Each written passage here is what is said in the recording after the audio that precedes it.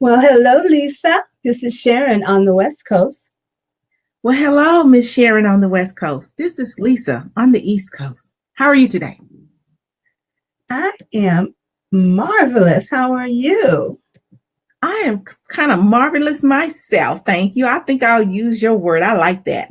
You like that word, marvelous. I do. I do. I still that phrase from Robin Williams, how he used to say, "You look marvelous." Remember that. Yeah. Okay. Yeah. Yeah. So here we are this morning in California and on the East Coast afternoon, and you have dropped in on Coast To Coast Beauty, where we have Lisa Washington and myself, where my keys aren't popping up, where we are here to share with you some insights, some trends, some topics, just to go ahead, Lisa. help you live a better life, a more well-lived life, I shall say. Yes. And we do a little bit of insight and a little bit of humor. Yes, that's the coast to coast way. So, what's the topic today, Miss Lisa? Oh my goodness. Couples appreciation is the topic today. Couples appreciation. And might I say it's a hot topic? I think we had some feedback already from it, right? Yes, I was surprised. I'm like, oh, wow, okay. Yes, I had a couple of emails and not emails, messengers. And what was shocking is they were all from men. I'm like, that's something to think about. So Couples Appreciation Day is one of the things that is noted for the month of April. Mm-hmm. Right? Right. Mm-hmm. One of the many. One of the many. So much to talk about in the month of April. So yeah, we are going to tackle that one because, it's an important issue. And once I saw some of the emails, I think I'll kind of save them towards the middle. But some of the emails, that it really made me think, because you think usually it's the women that don't feel appreciated, but it's not just the women. It's everybody needs to feel appreciated, right? Everybody. They absolutely do. More so in a relationship, because one of the main reasons why people want to be in a relationship, seek to be in a relationship, even stay in relationships, even when they're not going all good, is because they want to be appreciated. They want somebody to appreciate them. And it's a little bit sad that, someone would stay in a relationship because they need some appreciation or they desire appreciation and then they don't get it. So we're going to talk about that. What some of the reasons why it might not be happening, some ways to make it happen, and some ways to make it fit each individual couple. And that's why it's not people appreciation, but couples appreciation. I'm ready to dive in. What about you? I'm ready. Well, the first thing I saw is that partners, this person said that my partner never says thank you. Wow. That's a big one. But I think it's right behind, they never say I'm sorry. Yes, that was absolutely the next one. Those are the two biggest complaints with couples. One of the couple or the other won't say thank you, and one won't say I'm sorry. It might be the same person, or it might be two different ones. And it's a biggie. It's a biggie. Again, thank you. And sometimes the other person thinks that, well, we're in a relationship, we're supposed to do things for each other.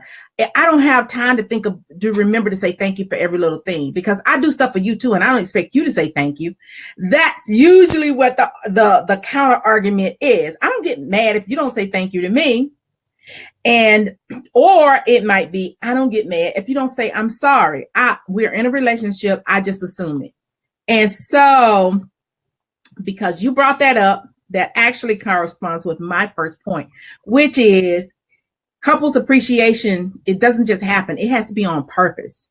Okay. It's on purpose. Mm-hmm. And in order to get it right, I mean, you can guess, but guess what most people do, Sharon? They give out appreciation in the way that they prefer to receive appreciation. Okay, so what's important to me is what I try to give to other people. And I'm thinking that I am doing them a great big favor because I just bestowed the thing that's closest to my heart to them, and then they don't appreciate it. But that brings me to another point, which is you have to know what the other person's love language is. Mm-hmm. So, because it's human nature to if we're the person who likes to receive gifts, then we think to show appreciation to another person, we need to give gifts, but their love language might be something different. For instance, their love language might be acts of appreciation. That's mine. My love language is acts of appreciation. Somebody can give me gifts all day long. I'll be like, yeah, you have to show me that you're paying attention to what's going on in my life at that time, and then do an act of kindness for me that corresponds to what's going on in my life.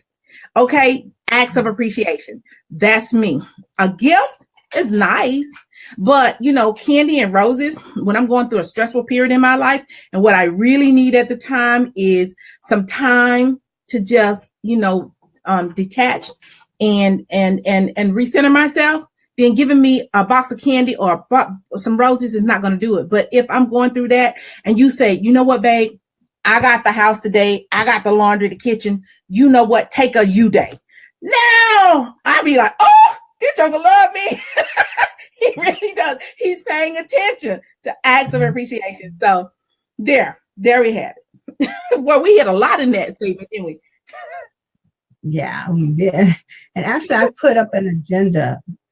Here's another point that they said is that they never ask for my advice. Wow. Yeah, never ask for my advice. Okay. And you can see how that would be kind of hurtful, I guess. Yeah. If you're feeling like the person does not appreciate you. But those are things that kind of, I always think about whether that's been communicated. Has it been communicated that is what you need from that person? One of the other things was never ask for my opinion, which is sort of the same thing, but different. Their opinion would be, well, what do you think about this, or how do you agree with that? And their advice would be, well, okay, how about if you try such and such? So I think both of them are validating that person's importance to you. And to the relationship. Yes. And to the relationship. But you hit the hammer on the nail on the head when you said communication. And this is something I didn't grow up knowing this. I had to learn this. And I had to learn that I've been in my marriage for a while, and I started looking back, and I noticed that every argument that we had was basically about a lack of communication. Every disagreement was basically about lack of communication. Okay, so and me being the the information hog that I am, I went out and then looked up information. I took a look at little classes, and I read some articles on it. And then I ran across this article that talked about establishing the rules of communication in a new relationship. And that is one of the top things is establishing the rules of war is what they call it. But what it meant was decide ahead of time that if you get into a disagreement, there are a few things, that both couples can list a couple of things that they want to see happen and a couple of things they would not like to see happen. Okay. Mm-hmm. For instance, things that are actually off limits. They are off limits. Okay. These things right here are off limits. You don't, there's like a line drawn in the sand. We're agreeing not to cross that line. And each person gets and please, people, not a list a mile long. A couple of things that are absolutely off limit for you, a couple of things that are absolutely off limits to the other person. And once you have those, establish those rules of engagement, then you can move forward. But you don't establish the rules when y'all are already knee deep in a disagreement because you don't want to hear it. They don't want to hear it. And even if you say you heard it, you didn't hear it. You don't agree. So establishing the rules of engagement has to be happen during the good times. When you're out for having a meal and waiting for the food to come, you're going to have a conversation. Great time to establish the rules of engagement. Wonderful time. Okay. Premarital counseling sessions is an excellent time to do that. Yes, that would be an excellent time to do that. And even if you're not counseling, which, some people will and some people won't, but you still need to have this conversation. Every couple does need to have this conversation. And you know what? I remember having this conversation with my husband, and he was like, oh, really? He didn't want to do it. And I dragged him screaming, resisting to the table to have this conversation, but it has served us well over 30 plus years. It really has. And so, and I remember mine is, one of mine was no hitting. And he was insulted that I would even bring it up. No hitting, no pushing, no shoving, no touching, and why we're mad. But, back in the early years, it was important to me to put it on the table. Even if he was offended that I would even think that he would put his hands on me or even suggest that he was that kind of a man, I still put it on the table. But my other big one, that was my one don't. But my one I want is we have to communicate. Honestly, that becomes a problem, though, Lisa, in that some people's interpretation of communication is totally different. I mean, I was having this conversation with someone just recently about, therapy is wonderful. Therapy is good, but you still have to have some kind of investment in learning how to communicate, because the therapist is not going to be there all the time. You have to set up an importance for you to be able to continuously communicate with the person, whether it's good, bad, or ugly, but still maintain some respect in that process. And if you're not invested in that, being able to communicate, because people will specifically do things to hamper communication. Yeah. Oh no, you said that. There's nothing I can say. Come on. That is wasting your counseling money if you're not going to buy into the fact that you're trying to increase the ability and invest in I agree. A form of communication. The next one was making plans without asking. Oh my goodness. Making plans without asking. And I would like to just take a pencil and strike a line through that word asking. And again, it's back to communication. Making plans without communicating. We have to talk about it. Okay. Making plans without discussing it or making plans without talking about it is one of the other ones that's right up there with not saying I'm sorry and not saying thank you. It's one of the top ones. And honestly, these are all learned habits. So if you are in a relationship and your partner is doing these things, it's just because that's the way that person learned. That person might have learned that because they were single for a long time and never had to consult anybody, and old habits die hard. Or they might be that way because I'm sorry, what you say? Their family of origin. Right. And that was my next point. They might have grown up in a family where the mom and dad or the adults in the relationship didn't consult each other. And so that's all they know is their environment, what they saw. And so, just like they learned to do it that way, they have to learn to do it another way. If it's important to you though, again, you go back to the conversation where you discuss these things. Okay. When you discuss, and you make an agreement, not when it's knee deep into the disagreement or the arguing or the situation where you want to discuss it. It has to be off. It has to be in a neutral environment. It has to be talked to about in a neutral environment, or you're not going to get anywhere. This guy added a little bit more to that. He said, it's taking my time for granted. Our couple is taking our couple time for granted. And yes, I can totally see where this man is coming from. And again, just from listening to his description, I can already tell what his love language is. And so might we recommend that book, Sharon, The 5 Love Languages? Okay. I mean, you can buy it at any bookstore. You can even get it in an ebook right onto your smartphone from Amazon.com. You can get it in an audio book so that you can listen to it while you're riding down the street. It is very enlightening. The 5 Love Languages. And it's not just good for relationship. It's good for knowing how to deal with your siblings, how to deal with your children. If you're a parent, if you have a big extended family with aunties and uncles and nieces and nephews, and all of them have a different love language, then this book I recommend for anybody, single, old, young.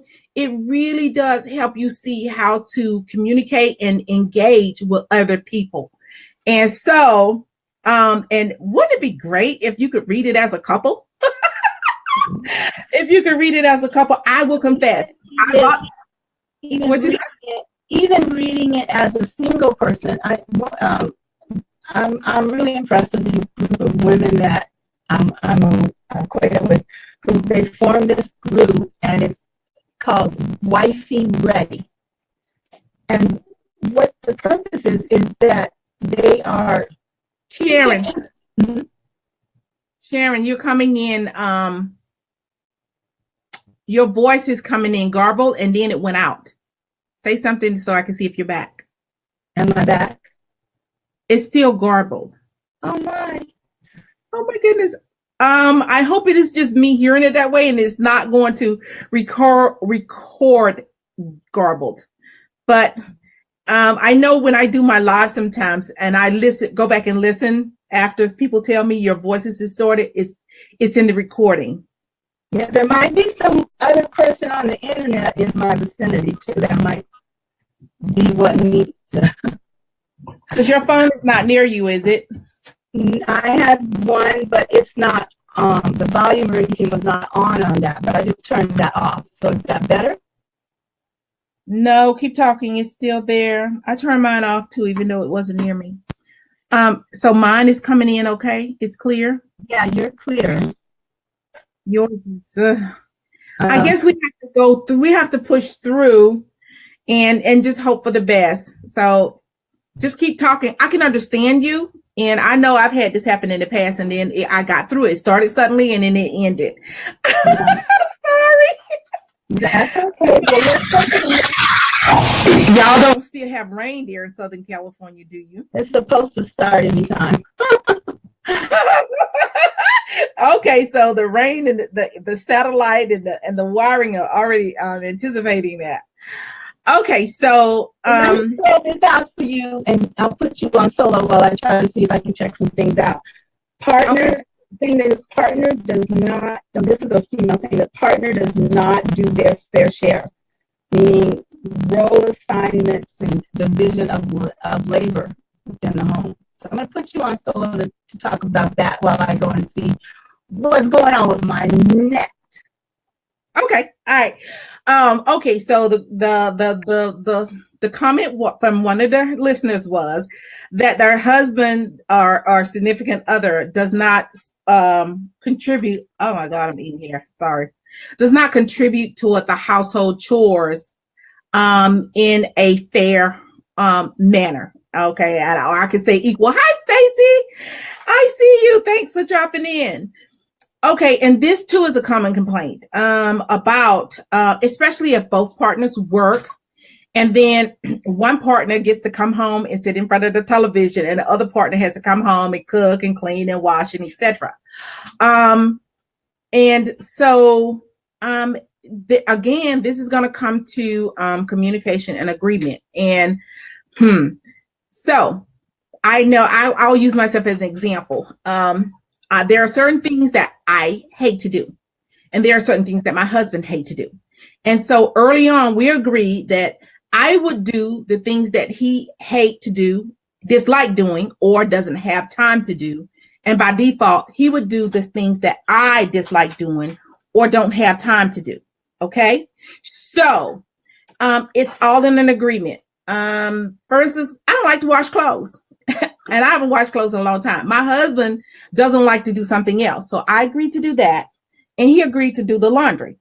Now, but if he doesn't have time to do the laundry, yes, I can do it. Or if I don't have time to do the other thing that he dislikes, he'll do it. But we agreed early on that we would, I would do the things that he disliked or didn't have time to do. And he would do the things that I dislike or don't have time to do. Again, it's about the communication. And look, if you're married to a person who is or in a relationship with a person who tries to be a bully and insists that you do it all and they do nothing, you need counseling. You need some counseling because that is an unhealthy relationship. Okay. And it's not going to get better by itself. And so it has to be solved. And, you know, there's a reason why so many relationships end, even marriages in the U.S. end, like half of them end. And it's because of mostly lack of communication and one person not wanting to give when the other person does. Thankfully, I did a research recently. And I thought, and I used to be the person who thought, oh, counseling is for rich people. Counseling is for people who have money. You know, the rest of us don't have time or the money for that. But what I found is that there's so much free resources out there. Couples counseling, yeah, you can get a couple of sessions free almost anywhere. You have to just Google it and put your zip code in and you'll see where the resources are. But there's also books. You know, I mentioned one of mine, which was The 5 Love Languages. I actually even took a few college courses because I was still in school when I was married, and I took a few psych courses. And I'll go ahead and confess, my interest in psych courses was not that I was interested in psychiatrists or psychology or anything. It was I was interested in improving my relationship with my husband. I wanted to understand him. I wanted to see what made this man tick. Where was he coming from? And so, it depends on how much you want to put into the relationship, how much effort you want to put into it. But it absolutely can be done. No two people are going to be perfect together with no issues. It's just not going to happen. But yes, every issue can be solved if it is on your agenda to solve it. And if you both approach it with the goal of solving it. Now, I did say both, but I'm going to be honest. One person can improve a relationship. I don't know if one person can I'm not going to say one person can handle everything, but I know for a fact that one person can improve a relationship to the point where perhaps, hopefully, the other person will see the difference and want to make an effort too. Again, if they don't, you have to look at the whole relationship because right now we're just looking at pieces. Okay. All right, Miss Sharon, are you back? Yeah, I'm back. Doesn't sound like I'm in bed with them. No, it's still there. I mean, I can understand you, but it's still there. I'm so sorry. You continue. I'm going to go out and come back in. I think that I should be able to come back in even though I started it. So hopefully, if not. Do I keep talking? Yes, keep talking and let me see if let me first just drop. Okay, I'm going to keep talking. I am going to assume that we are still recording and I'm just going to keep talking. And I'm going to say this. When we decided on this topic, my first thought was looking back over 30 plus years of marriage and thinking to myself, okay, what has made the difference? And one of those things was that I remember when we were dating, I told my husband, oh my God, we're going to have an epic relationship. We're going to have an epic marriage. And he thought, what? I said, epic marriage. And he was like, what is that? And I said, oh, it's the kind that people are going to talk about. Our friends are going to talk about how great of a marriage we have. It's going to go down in history. People are going to say, oh, when they think about great marriages in history, me and you are going to come up. And especially for the people who know us, they're going to say, wow, that was a good one right there. And he laughed. But honestly, I made that decision up front. And it has really guided a lot of my decisions. Hasn't been smooth sailing the whole time. And yes, we have hit some bumps and some potholes and a few mountains. But because we made that decision up front, you can even make a mountain move if the decision to stand up to it is strong enough and solid enough. You can make it move. So I will say from the very beginning, decide what kind of relationship you're going to have. Just because you saw everybody around you having issues in their relationship, that was the reason why I decided mine wasn't going to be that way. Okay, so you can look around you and you can see the people having their relationship issues, and you can make a decision right now. That's not going to be our eventuality. We are going to have this kind of relationship. Or even if you're not married yet, if you're not in a relationship yet, you can say, I'm going to have this kind of relationship.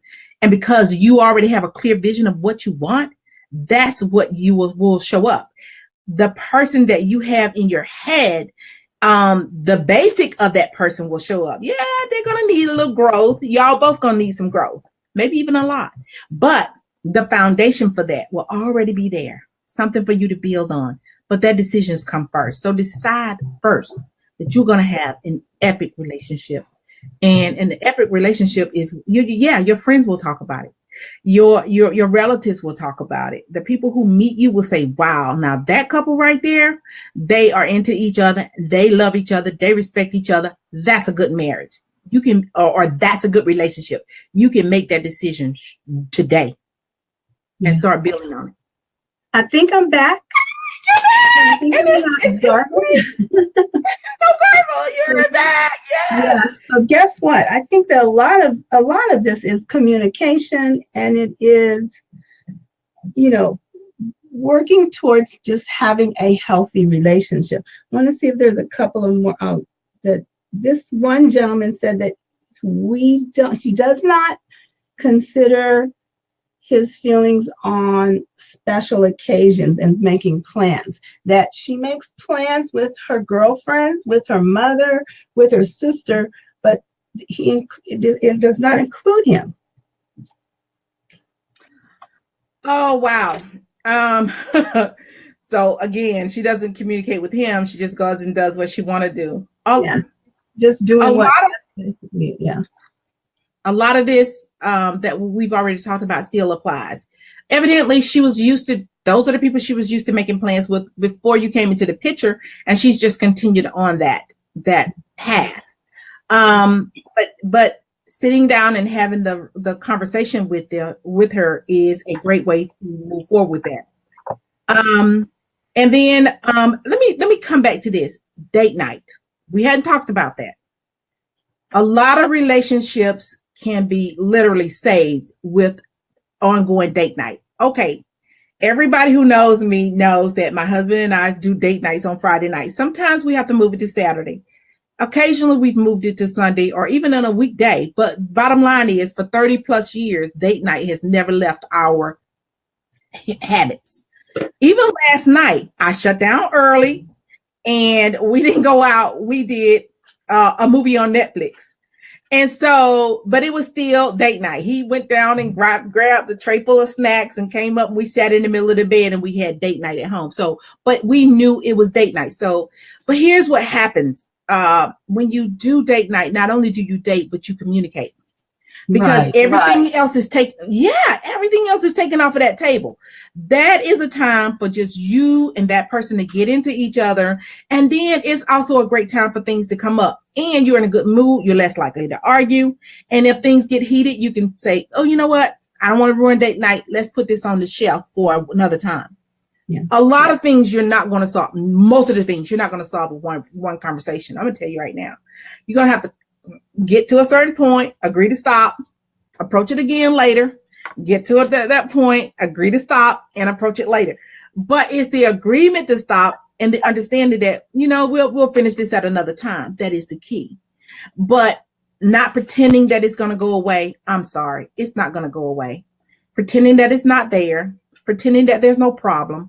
That is what gets a lot of relationships into trouble. So again, it's communication. And you know what? One of the biggest things that has helped me is together, because it is getting a third party involved. So SharenD, you talked about counseling, and a lot of people have they're opposed to counseling. They don't want other people in their business, or they think they can't afford it, or they think they don't have the time, or whatever. They're opposed to counseling.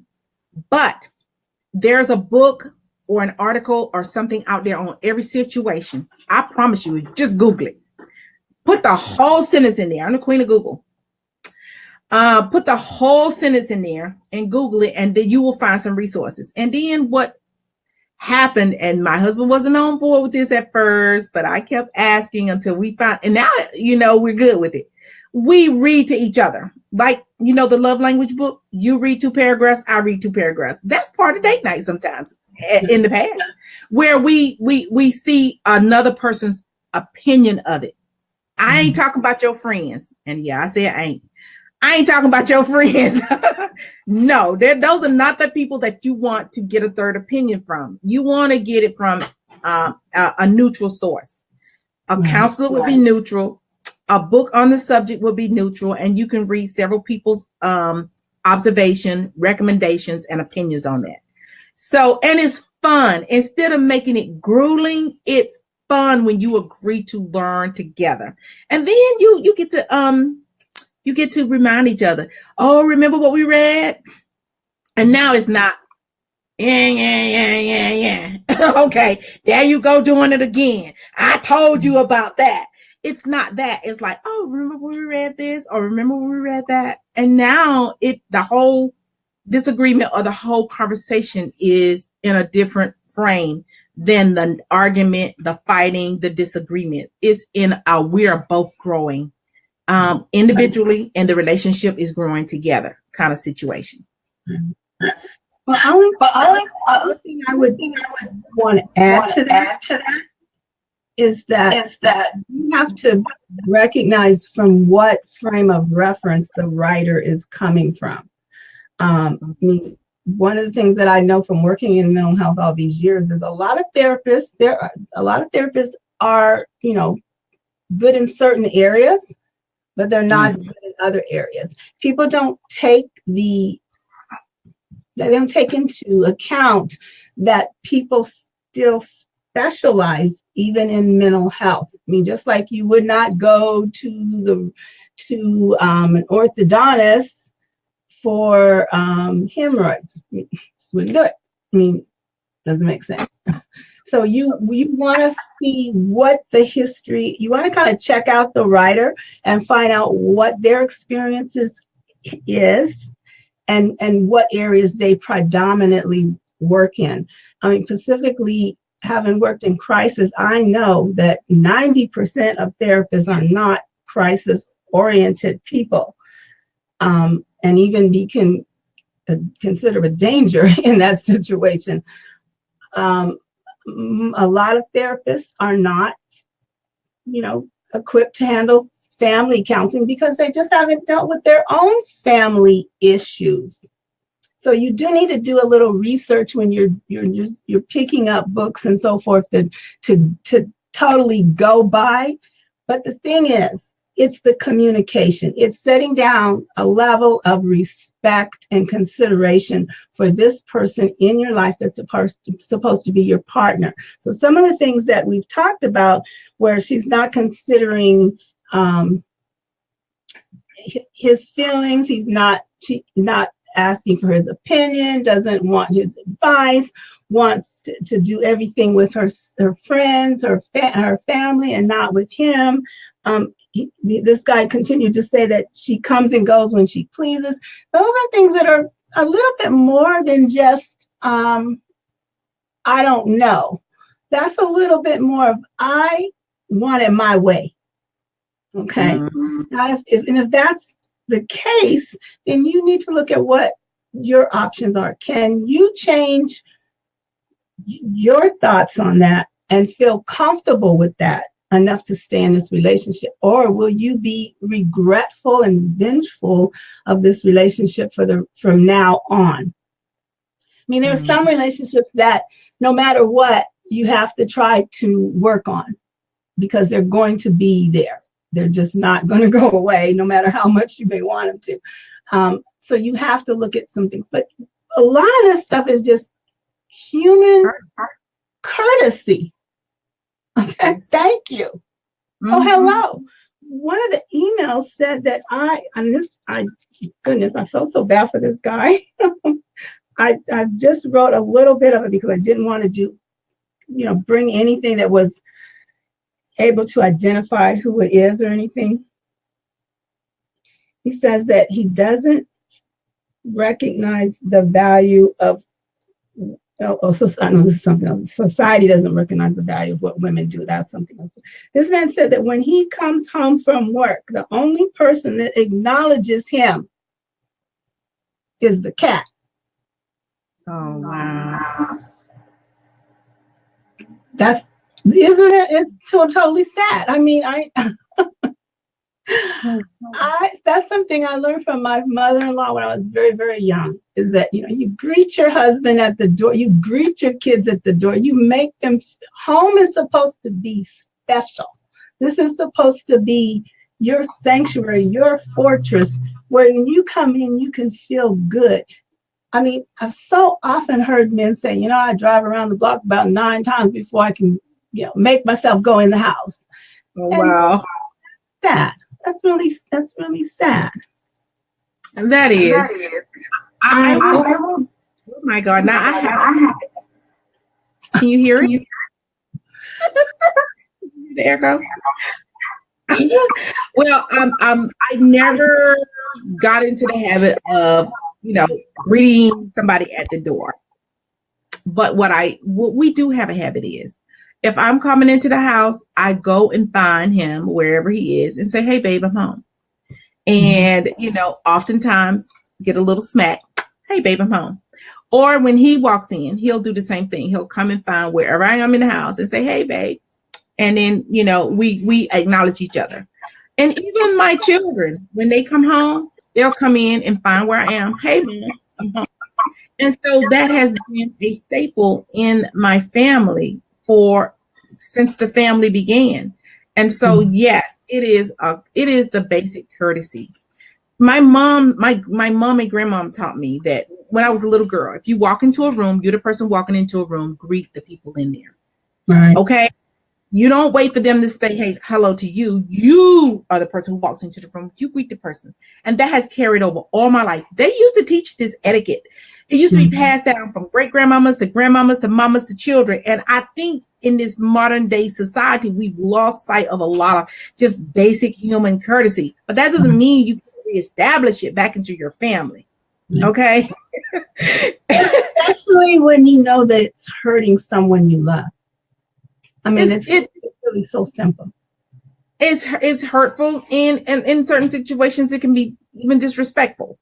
To walk into, a house and not acknowledge, or a room and not acknowledge the person is, yeah.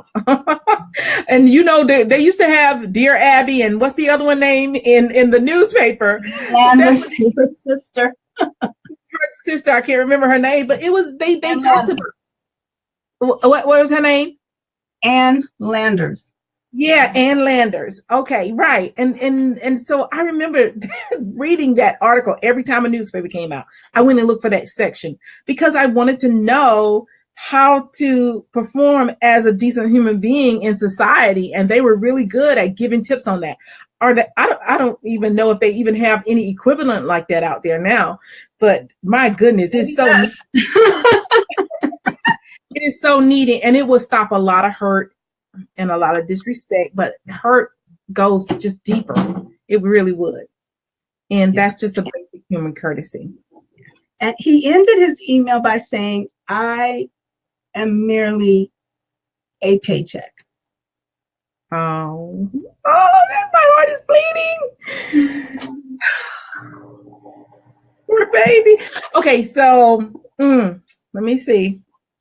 No one should feel like they're a paycheck. No one. No one should feel that way. And if you are feeling like you're just a paycheck, it goes a lot deeper than just not speaking when it comes. There's a lot going on in that relationship. That's not good. And that's totally either a professional or, looking at, is this a good relationship to even be in? I'm not saying in the relationship. I'm just saying that's a real deep soul searching. Be honest and be real with yourself, with yourself about the situation. Nobody deserves to feel that way. And I actually responded to him and told him that I would like to see him seek counseling for himself first. And then if later on the marriage is going to be part of that. But it sounds to me that he really needs to empower himself. Yeah. With his own self-esteem. Yes. I agree. So let's talk about some ways, Lisa, to appreciate the coupleness that we are. Oh, wow. Two longtime couple participants. And and I, honestly, I think we both had a short-term couple participation that we learned a few lessons and learned some great lessons and that we took into the long one. I'm still learning some of those lessons. I already mentioned three. One was to decide what kind of relationship you want. You know what? People go into like, I want to be in a relationship. Oh yeah, really? What kind of would you like? Well, I just want somebody that love me. I want to be happy, but it's not, So, the basis for establishing, when you ask people that question, they give you a pretty clear answer. They either want it to be like Cinderella. I mean, this is so cute. I mean, the three choices are Cinderella, the Huxtables, or Roseanne. Those are the three choices. I'm surprised.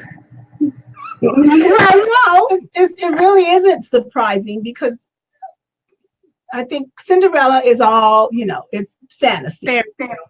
Roseanne may actually be more lifelike, actually, with a little help.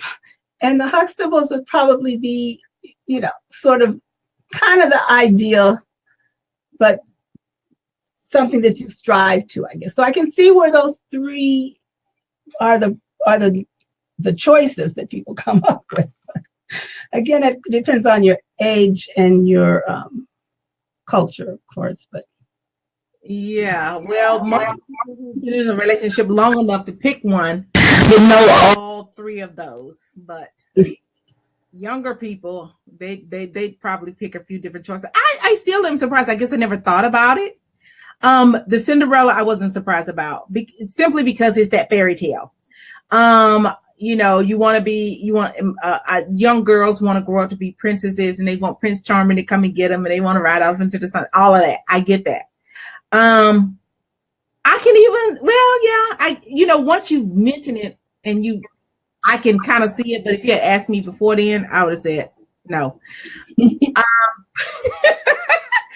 Okay, so but you have to have that aside, you do have to be realistic about what it is that you want.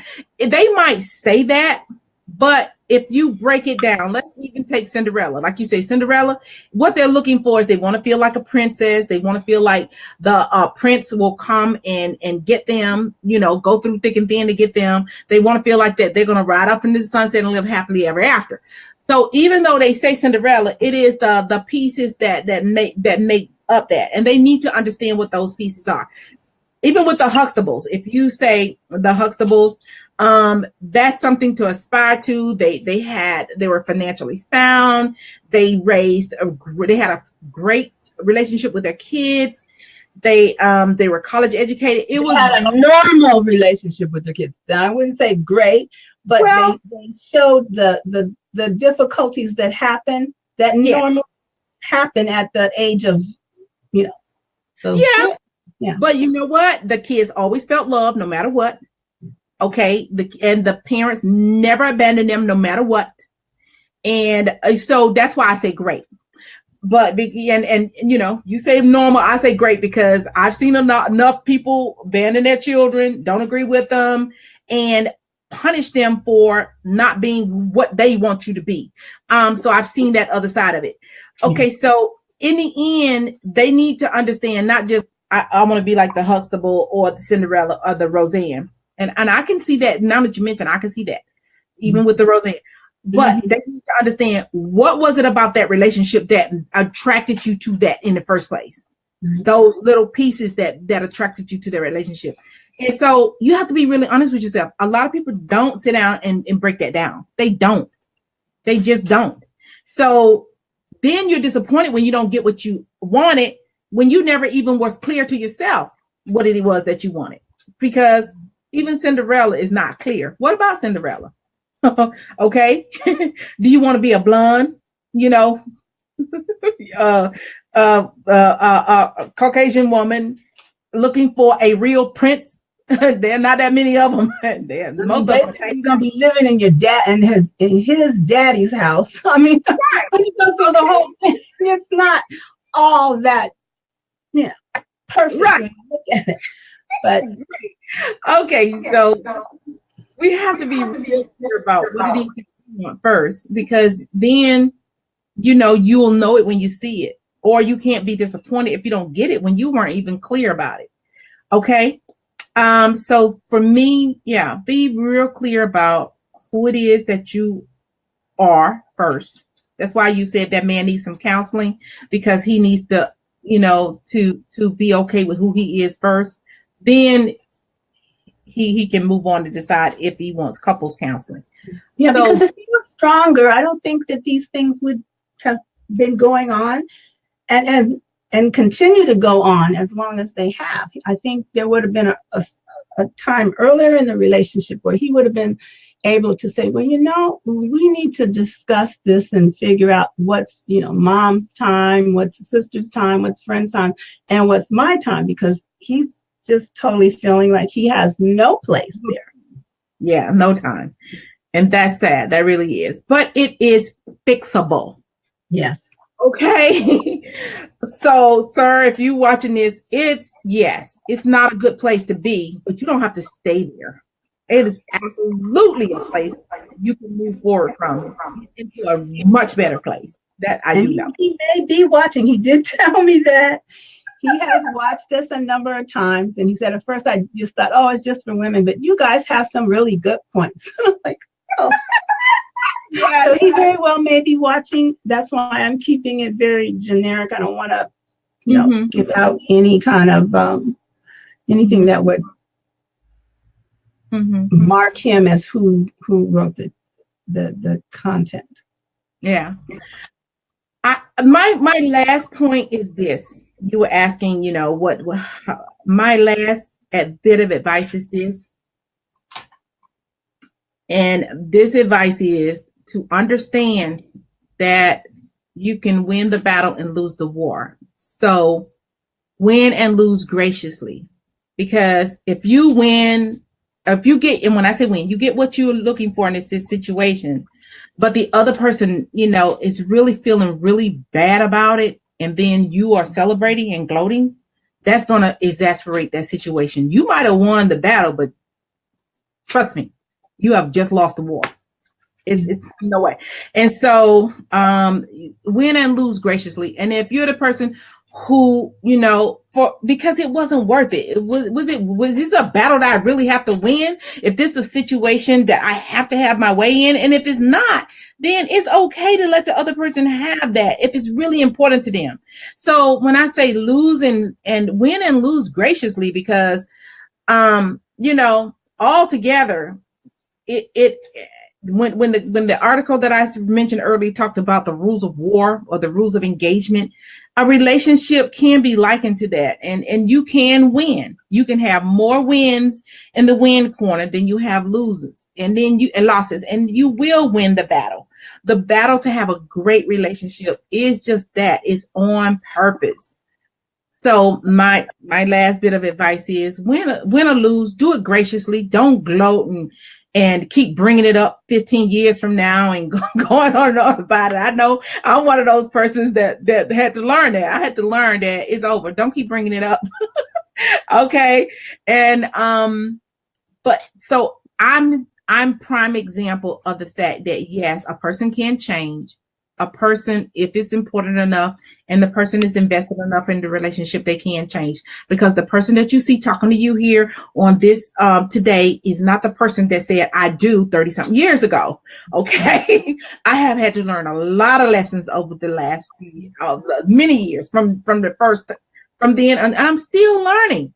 I'm still learning. And so it is always going to be a journey. It's always going to be a learning and growing and moving and changing, because the person you are at 25 is not the person you're going to be at 35 or 45 or 55. The values are going to change, and the relationship has to grow and change with it. And I would say that compromise is the name of the game. Is that you have to realize you're not going to get everything you want, nor should you. No. You're going to give up some things. You're going to get a little of what you want, and the other person's also going to get a little of what they want and give up some things. Therefore, you feeling like you both are putting into this. It's a couple operation. It's not a me. It's, right. Compromise is a wonderful thing, and being able to step back years later and realize that ability to do just that, gave you so much more than you probably ever would have expected. Yeah, it can give you an epic love. Okay. Wow, we went today. We're talking about, this is April, and we're, tooting our own horns all month, that this is we're in our 6th month of Coast to Coast Beauty. Yes. And we've got a lot of shows under our belt. Now, I know we both probably agree on our favorite one, so I'm not going to say anything. We'll save that till the end of the month. But I know what your favorite one other than that is, Lisa. What would you say is your favorite one?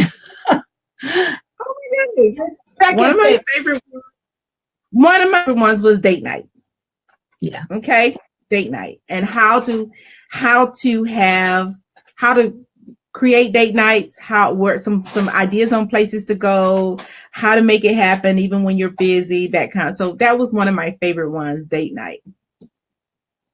And I know which one was one of our favorites too, but I'm just saying off the top of my head, a memorable one. Right. And actually, if you're struggling with this couples appreciation, then I would advise you to go back and look at date night, because date night will give you a lot of really good ideas to kind of help you in feeling your coupleness is being appreciated. Mm-hmm. Well, I agree. What would be one of my memorable ones? I think that was memorable was when you were in Miami. Oh even know what the topic was, but I know it was just all the hoops and jumping through things that we did, and we did it. Kind of like you, that when things don't go perfect, I really appreciate the process of getting through it. So that was why that episode really stuck with me. Talk about jerry rigging some things. I mean, I had my cell phone taped to the window in the hotel with duct tape. My idea. Sherry gave me the idea. I'm like, I can't pack my ring light. And she was like, well, tape it to the window, find a window with a lot of sun and tape it. It was crazy. I was all over that hotel looking for a good place to do it. And I finally ended up back in the room and ran everybody out. They didn't want to leave. But it was fun. It was fun. And it was fun to stretch myself and see what I'm capable of. So yeah, that was a good one too. I had forgotten about that one. Yeah. But I think that the big thing is that we just so enjoy each other when we're working together. When we, you wouldn't believe that we actually get off here and then talk on video chat for what? Another hour or two? 3 hours? 3 hours. Yeah, we have gotten off and stayed on a video chat for another 3 hours. So yeah, we actually like having conversations with each other. We like communicating with each other. I guess in a way we're a couple. Huh? That used to be so I used to get kind of blushed when I'd say to somebody, oh, my partner, referring to my business partner, because when you use partner, people just automatically think a certain kind of partner. So I would always, make sure I said, oh, not my partner, my business partner, not my husband, my partner, my business partner, but I have a husband. I mean, so it's like trying to explain the nature of this partnership, but yeah, because we're together more than a lot of couples are. Yes, we are. But and we're still learning and growing, but we really enjoying the process, the journey. I can honestly say that we are having a ball with the journey. Can't wait to see what the next 6 months bring. Yes. And at the end of that year, we're going to have a big old bang up anniversary party for our baby Coast to Coast Beauty. Yes, we will. I agree. But now I think we've come to the end of another partially successful. No, successful. It was successful, just little hoops to jump through, which, Girl, it was successful because we pushed through, we got past it, we didn't throw in the towel, we didn't decide that, oh, we got technology problems, so we can't do it. No, it was successful. The process. The process. Yeah. All right. So we've come to an end of another successful Coast to Coast Beauty. I am Sharon Davis on the West Coast. And I am Lisa Washington on the East Coast. And together, we'd like to bid you a good weekend with our customary kissing out. Bye-bye. Stick it off.